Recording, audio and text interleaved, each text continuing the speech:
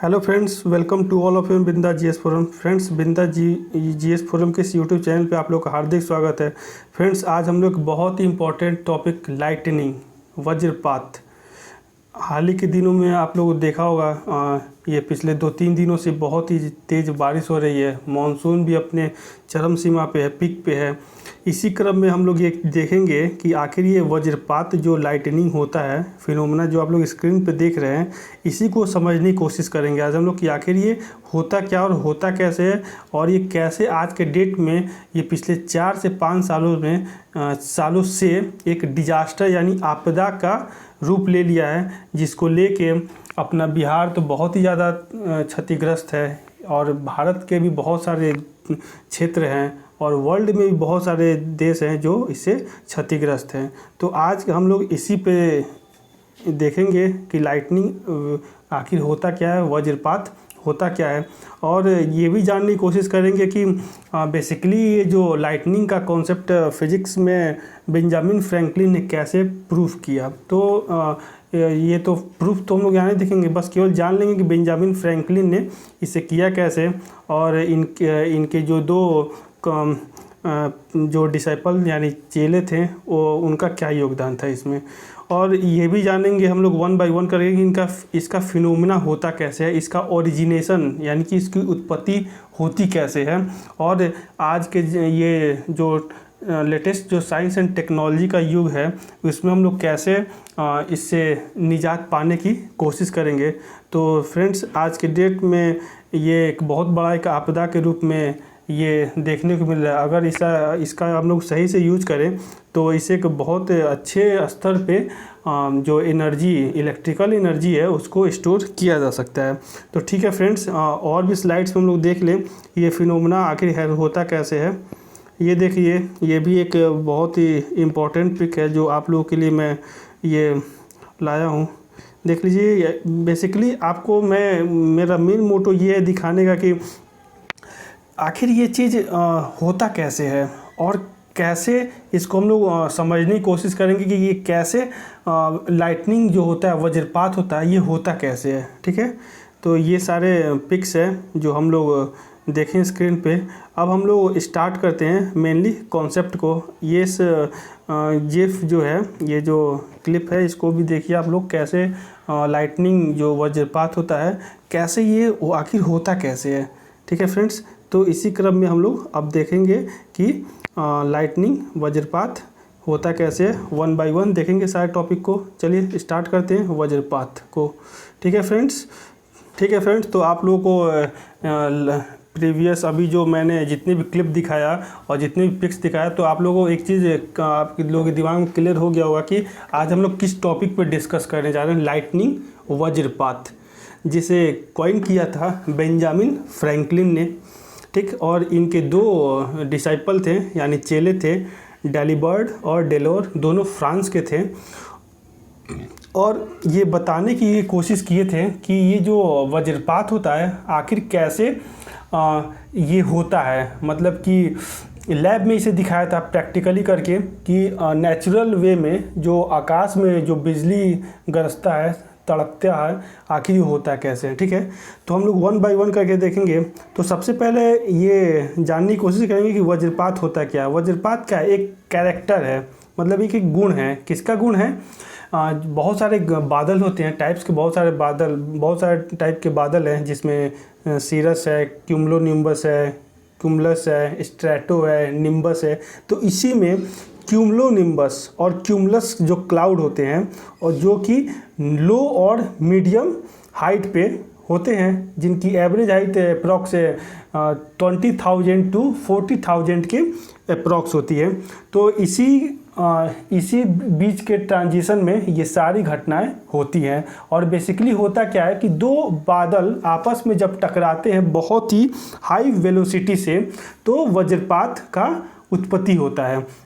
ठीक है फ्रेंड्स, तो अगर हम लोग मोटा मोटी जाने तो वज्रपात से आज के डेट में जो कोयले का जो कंजम्पशन है, कोयले कंजम्पशन यूज करके हम लोग इतनी हाई मात्रा में इलेक्ट्रिसिटी को जो हम लोग जनरेट कर रहे हैं, अगर कोई टेक्नोलॉजी डेवलप किया जाए तो अकॉर्डिंग टू CF वैगनर और GD मैककैनन के अनुसार 2 करोड़ वोल्ट अप्रॉक्स, मतलब लगभग 2 करोड़ के आसपास हम लोग वोल्टेज को क्या कर सकते हैं, संचित कर सकते हैं, कंजर्व कर सकते हैं। ठीक है, चार्ज को क्या बेसिकली चार्ज है, चार्ज को हम लोग क्या कर सकते हैं, कंजर्व कर लेंगे। और चार्ज जब एक बार कंजर्व हो जाएगा तो उससे वो इलेक्ट्रिक पोटेंशियल के थ्रू हम लोग करंट को डेवलप कर सकते हैं, और इससे बहुत मात्रा में हम लोग क्या करते हैं, एक रिन्यूएबल एनर्जी जो नॉन रिन्यूएबल से हम लोग रिन्यूएबल एनर्जी की तरफ हम लोग ट्रांसफॉर्म हो सकते हैं। ठीक है फ्रेंड्स, तो मेनली इसका मेन जो रीजन है वो क्या है, आपका क्यूमुलोनिम्बस और क्यूमुलस क्लाउड। ठीक है, क्यूमुलोनिम्बस को हम लोग कपासी वर्षी जानते हैं, जो ये क्या है, मतलब रुई के फाहे की तरह होता है। और आपका जो ये क्यूमुलस है वो बड़े बड़े मतलब कि बहुत बड़े बड़े छोटे छोटे बहुत बड़े बड़े घने आकार का वाइट कलर का होता है। सब तो वाइट कलर के होते हैं, लेकिन जो रुई के फाहे की तरीके से तैरते हुए बादल नज़र आते हैं वो क्यूमुलोनिम्बस है, कपासी वर्षी है। और क्यूमुलोनिम्बस जो काफ़ी घने होते हैं, डेंस, बहुत ही जैसे कैसे बताऊँ मैं आप लोगों को, बर्फ़ का जो गोला होता है उस टाइप का जो होता है, बहुत बड़े बड़े आकार के, 1 2 3 बहुत छोटे मतलब बड़े बड़े आकार में वो आसमान में फैले हुए होते हैं। तो वही क्या होता है, जब आपस में टकराते हैं तो ये क्या होता है, तड़कता है और बिजली की उत्पत्ति होती है। अब हम लोग जाने कि आखिर ये जो उत्पत्ति है होती कैसे है फ्रेंड्स। तो सबसे पहले हम लोग जानने की कोशिश करेंगे फिनोमिना। तो फिनोमिना में क्या है, आपका नेगेटिव चार्ज, नेगेटिव का मतलब क्या होता है, हाई डेंसिटी वहाँ पे इलेक्ट्रॉन का। ठीक, और इलेक्ट्रॉन का हाई डेंसिटी है, यानी वो क्या है, चार्ज को फ्लो कर रहा है। अब उसे चाहिए कि न्यूट्रल हो, मतलब न्यूट्रल हो, मतलब कि जहाँ से वो सरपास हो सके। आप लोग ध्यान रखिएगा, एज एन इलेक्ट्रॉनिक्स इंजीनियर मैं आप लोग को ये चीज़ बताना चाहूँगा कि जब इलेक्ट्रॉन का मूवमेंट होता है और जब तक उसे पॉजिटिव टर्मिनल ना मिले तब तक वो अपने पाथ को कंप्लीट नहीं कर सकता है।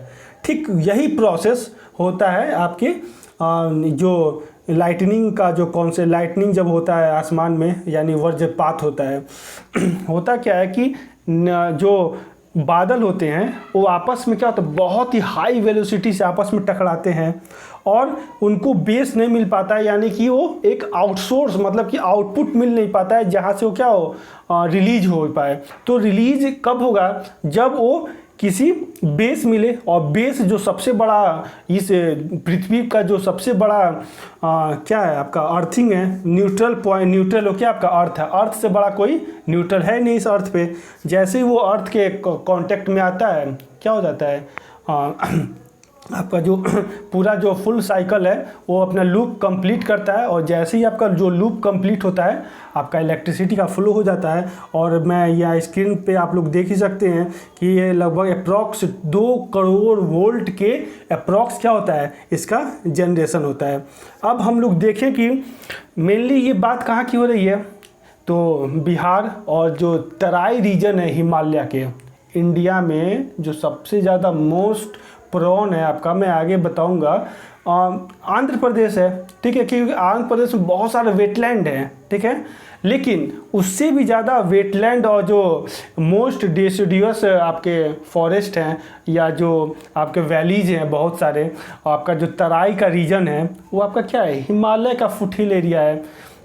और हिमालय के फुटहिल एरिया जैसे आपका उत्तराखंड, यूपी, बिहार, ठीक है, कुछ बंगाल का रीजन है। ठीक है, तो इसमें जो सबसे ज़्यादा मोस्ट प्रोन जो एरिया आपका कौन सा है, हिमालय का तराई क्षेत्र है, और उससे सटे बिहार के जितने भी डिस्ट्रिक्ट है, जैसे वेस्ट चंपारण ले लें, ईस्ट चंपारण ले लें, सुपौल ले लें, मधुबनी ले लें, सीतामढ़ी ले लें, ये सब क्या है, मोस्ट प्रोन एरिया है लाइटनिंग के।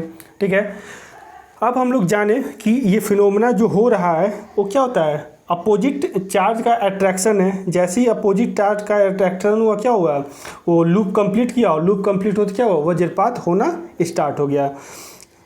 अब वज्रपात जो होता है, एक चीज़ और मैं आपको अच्छे से समझाने की कोशिश कर रहा हूँ कि अगर आप किसी हाई टेंशन जो वायर है उसको आप पकड़ लीजिए, चाहे वो 33,000 वोल्ट क्यों ना हो, अगर आप न्यूट्रल के टच में ना आएंगे आपको कोई सा भी इलेक्ट्रिसिटी का झटका नहीं लगने वाला है।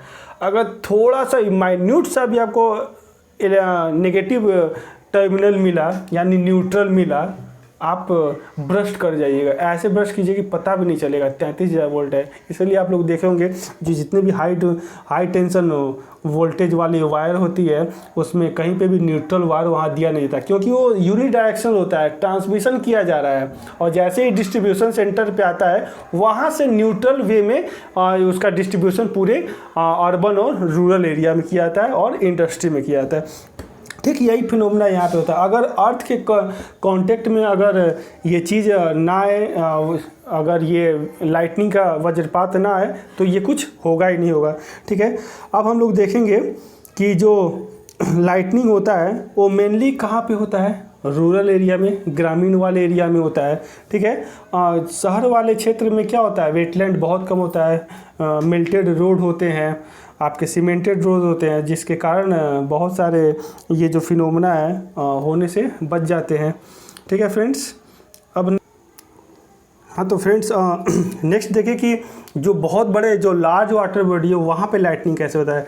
तो मोस्ट प्रोन जो अपने इंडिया में और एशिया जो वाला जो रीजन है वो वहाँ पे आपका mainly west Bay of Bengal है, और जो ईस्ट एशिया है वो बहुत ही ज़्यादा आपका लाइटनिंग प्रोन एरिया है इस अर्थ पे।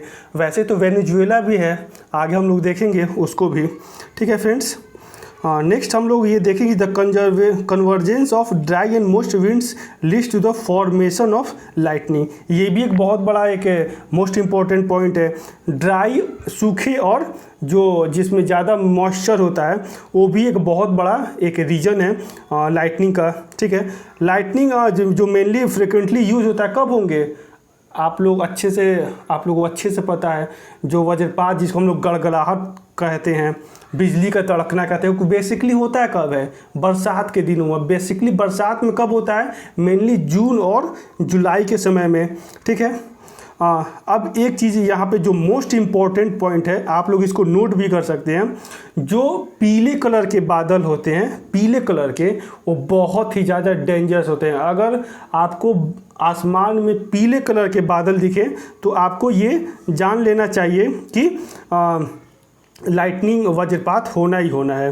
ठीक है फ्रेंड्स, अब हम लोग जाने कि ये जो फिनोमेना है, ये जो घटना है, इस वज्रपात से कैसे निजात पाए। तो आज साइंस एंड टेक्नोलॉजी इस मुकाम तक पहुंच गया है कि हम लोग इसका साइंस एंड टेक्नोलॉजी का यूज करके एक बड़े पैमाने पे अभी तो ऐसा कोई डिवाइस बना नहीं है कि वो जो लार्ज अमाउंट में जो वोल्टेज है, पोटेंशियल है, विभव है, उसको स्टोर कर पाए। लेकिन यूएस अमेरिका जो कि बहुत ही डेवलप मोस्ट एडवांस कंट्री है इस अर्थ पे, ठीक है, और चाहे वो साइंस के क्षेत्र में हो, चाहे इकोनॉमी को, चाहे पॉलिटिकल किसी भी एरिया में देखें तो यूएस क्या है, यूएस का कोई जवाब नहीं है। तो यूएस में एक प्राइवेट बेस्ड कंपनी है अर्थ नेटवर्क, जो सबसे पहले लाइटनिंग वज्रपात से निजात पाने के लिए अर्ली अलार्म सिस्टम का डेवलपमेंट किया। ठीक है, जिससे वहाँ पे बहुत हद तक इससे लोग अलर्ट हुए और कंट्रोल में लाए। अब बहुत ही हाल ही में गवर्नमेंट ऑफ इंडिया, और गवर्नमेंट ऑफ इंडिया ना कहें तो बेटर होगा, गवर्नमेंट ऑफ बिहार, ठीक है, गवर्नमेंट ऑफ बिहार भी एक ऐप इसको डेवलप किया है। ठीक है, जो हम लोग आगे देखेंगे। ठीक है, हाँ, मेनली देखें कि ये जो लाइटनिंग है, वज्रपात है, वो मेनली इंडिया में किस वाले एरिया में ज़्यादा प्रोन है, मतलब कि ज़्यादा खतरनाक है। तो ये आंध्र प्रदेश, कर्नाटक, उड़ीसा और वेस्ट बंगाल। इसलिए यहाँ पे अर्थ नेटवर्क है जो है यूएस बेस्ड कंपनी, यहाँ पे सबसे ज़्यादा एक्टिव वे में काम कर रही है इंस्टॉलेशन का। ठीक है, नेक्स्ट जाने कि साइंस एंड टेक का यूज करके गवर्नमेंट ऑफ बिहार ने IITM मतलब Indian institute of tropical metrology के सहयोग, जो कहाँ पे है, ये आप लोग एग्जाम पॉइंट ऑफ व्यू से बहुत ही ज़्यादा इंपॉर्टेंट है ये line. IITM Indian institute of tropical metrology जो पुणे में है, और ये किसके अंदर में काम करता है? मिनिस्ट्री ऑफ अर्थ साइंस के। बिहार के लिए एक ये ऐप डेवलप किए हैं, ठीक है, जिसका नाम क्या है? इंद्रव्रज। आप लोग स्क्रीन पे देख ही रहे होंगे। इसके सहायता से हम लोग बहुत ही हद तक अर्ली अलार्म सिस्टम के थ्रू 45 मिनट पहले क्या कर सकते हैं? हम लोग ये पता चल जाएगा कि किस एरिया में कब वज्रपात लाइटनिंग होना है। तो मेनली जो इसका जो सेंटर बनाया गया कहाँ पे? पटना, मधुबनी और भागलपुर, ठीक है। और मेनली ये इस पे जो अपने ये बिहार में जो साउथ बिहार सेंट्रल यूनिवर्सिटी है, ये इस पे ज़्यादा एक्टिव वे में काम कर रही है, जिसमें यहाँ पे एक प्रोफेसर हैं जो कि इंडियन इंस्टीट्यूट ऑफ मेट्रोलॉजी और ये जो डिजास्टर मैनेजमेंट के पूरे इंडिया के प्रेसिडेंट भी हैं। वो है आपके सारथी, ठीक है, प्रधान पार्थ सारथी, जिनके सहयोग से ये ऐप को डेवलप किया गया, ठीक है। आपको ये ऐप का नाम ध्यान रखना है बहुत ध्यान से। इंद्र वज्र ऐप है, जिसकी सहायता से हम लोग ये क्या कर सकते हैं? लाइटनिंग वज्रपात से निजात पा सकते हैं। अब जाने कि बिहार वज्रपात लाइटनिंग से झेलने वाला इस इंडिया का छठवां स्टेट है, ठीक है। 6th पोजीशन पे आता है। पहले पोजीशन पे आपका आंध्र प्रदेश आता है। उसके बाद आप लोग यहाँ देख रहे होंगे कर्नाटक है, उड़ीसा है, वेस्ट बंगाल है, जो बहुत ही ज़्यादा इससे हमेशा क्या होते हैं? ट्रबल में रहते हैं, ठीक है। अगर वर्ल्ड में देखें तो काटाटुम्बो रिवर, ठीक है, वेनेजुएला में है। ये एक वर्ल्ड का मोस्ट प्रोन एरिया है, जहाँ पे क्या होता है? सबसे ज़्यादा लोग लाइटनिंग का शिकार होते हैं, वज्रपात का शिकार होते हैं। एशिया में देखें तो ईस्ट एशिया में, स्टार्टिंग में बोला कि बे ऑफ बंगाल, ईस्ट एशिया इससे बहुत ही ज़्यादा प्रभावित होते हैं। तो वेनेजुएला के बाद जो सबसे ज़्यादा प्रभावित होता है वज्रपात लाइटनिंग से, तो वह मलेशिया, उसके बाद इंडोनेशिया और बहुत सारे जगह थाईलैंड, और ईस्ट एशिया में वियतनाम। ये सारे जो कंट्री हैं वो क्या होते हैं? इससे बहुत ही लाइटनिंग से बहुत ही ज़्यादा प्रभावित होते हैं। अब इसे निजात पाने के लिए disaster management department government of Bihar, जो मैंने बता दिया, has launch a mobile app Indravajra which gives early alert for lightning in radius of, ये आपको ध्यान रखना है, 20 किलोमीटर के अंदर के रेडियस में ये जो ऐप आप लोग डाउनलोड कीजिएगा, ये एक्टिव होगा और ये बता देगा अगर आप यहाँ पे है तो अपने जो आपका जो पॉइंट होगा वो आपका मेन पॉइंट होगा, और उससे आप लोग 20 किलोमीटर के रेडियस में जितने भी जहाँ पे भी ये फिनोमेना एक्टिव होना होगा, ये आपके मोबाइल ऐप के थ्रू एक अलार्म सिस्टम मैसेज होगा, जिससे आप लोग अलर्ट हो जाएगा और आपको ये पता चल जाएगा कि यहाँ पे लाइटनिंग वज्रपात होना है। जो कब कैसे पता चलेगा? लगभग 40 से 45 मिनट पहले ये घटना होने से, ठीक है।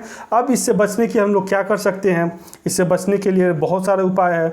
सबसे पहले हम लोग क्या कर सकते हैं कि सबसे पहले हम लोग जाने कि क्या करें और क्या नहीं करें, ठीक है फ्रेंड्स।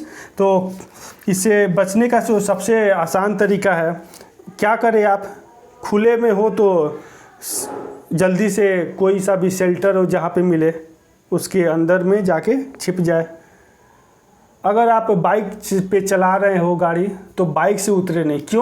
क्योंकि मैंने क्या बोला था स्टार्टिंग में ये चीज़ आपको बता दिया कि जब तक आप न्यूट्रल, आप गाड़ी पे अपने बैठे हैं, उसके नीचे का जो रबड़ है वो क्या है? इंसुलेटेड है, कुचालक है, ठीक है। उससे क्या होता है कि आप अर्थ के कांटेक्ट में आइएगा नहीं, और अर्थ के कांटेक्ट में जब नहीं आएगा तो न्यूट्रल जो आपका जो निगेटिव पॉइंट है आपका होता है वो आपके ज़मीन से टच होगा नहीं, और आपका बॉडी क्या होगा? गाड़ी पे ही होगा और आपको वज्रपात से आप बचेगा। लेकिन जैसे ही आप अपने गाड़ी को छोड़ के अर्थ पे आते हैं, क्या होगा कि जब क्लाउड बहुत ही हाई इंटेंसिटी से आपस में कोलाइड करेंगे तो क्या होगा? जो नेगेटिव चार्ज होगा वो क्या होगा? जनरेट होगा। अब उसको चाहिए पॉजिटिव टर्मिनल तो आपको मिल नहीं रहा है। जैसे ही आप नेकेड वे में आपका जो पाँव है वो ज़मीन पर टच करेगा तो आप क्या हो सकते हैं? इसके वज्रपात के लाइटनिंग के शिकार हो सकते हैं।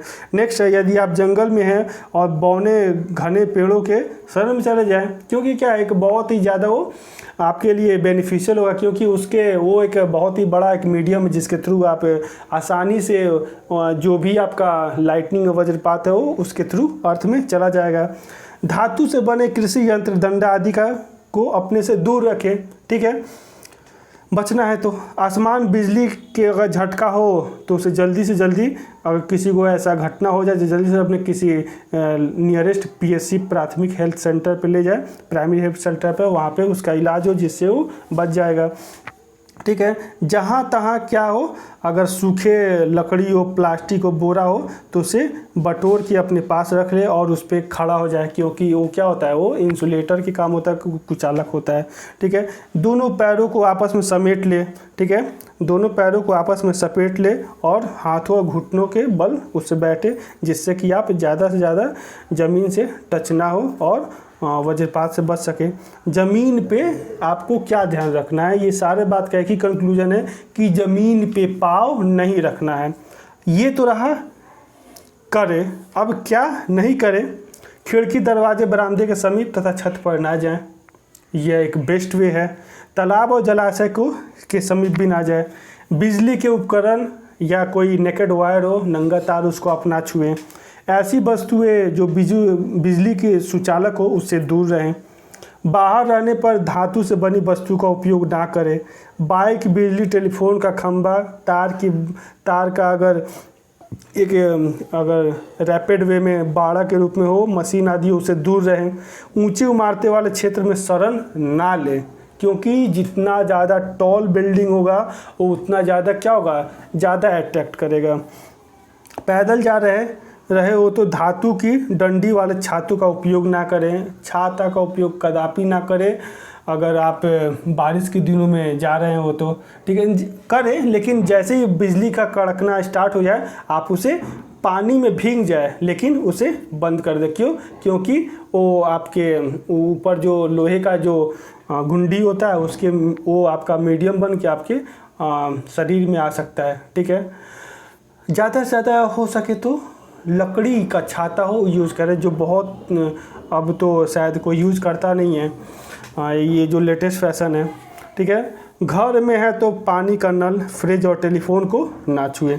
तो फ्रेंड्स, ये तो रहा आप लोगों का वज्रपात से बचने का तरीका। अब देखिए कि हाल ही के दिनों में ये जो लेटेस्ट डेटा है जो मैं आपके स्क्रीन पे ये बताने की कोशिश कर रहा हूँ कि कितने लोग इससे अभी तक 2020 जो जून अभी चल ही रहा है, कोरोना कैसे ही तबाह किया है, इसके मद्देनज़र रखते हुए ये 26 जून तक का ये डेटा है। 118 लोग अभी तक इससे मारे जा चुके हैं, जिसमें अकेले 93 people are died only in Bihar, ठीक है। 2019 में 172 लोग मरे थे, 2018 में 139 लोग मरे थे, 2017 में 180 लोग मरे थे।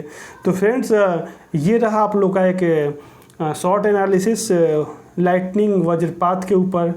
आगे हम लोग और भी जितने भी करंट का जो इशू है इस पर हम लोग देखते रहेंगे। तो आपको ये वीडियो कैसा लगा प्लीज़ कमेंट के माध्यम से बताएं और ज़्यादा से ज़्यादा इस वीडियो को शेयर करें, चैनल को सब्सक्राइब करें और बेल बटन को दबाएं ताकि ऐसे ही वीडियो मैं आप लोगों के सामने ला सकूं जो ये आपके आने वाले एग्ज़ाम और जनरल अवेयरनेस के रूप में ज़्यादा ही आप लोगों को उपयोगी होगा। तो फ्रेंड्स, इसी के साथ मैं ये वीडियो को एंड करता हूँ। Thank you, thanks for listening, okay.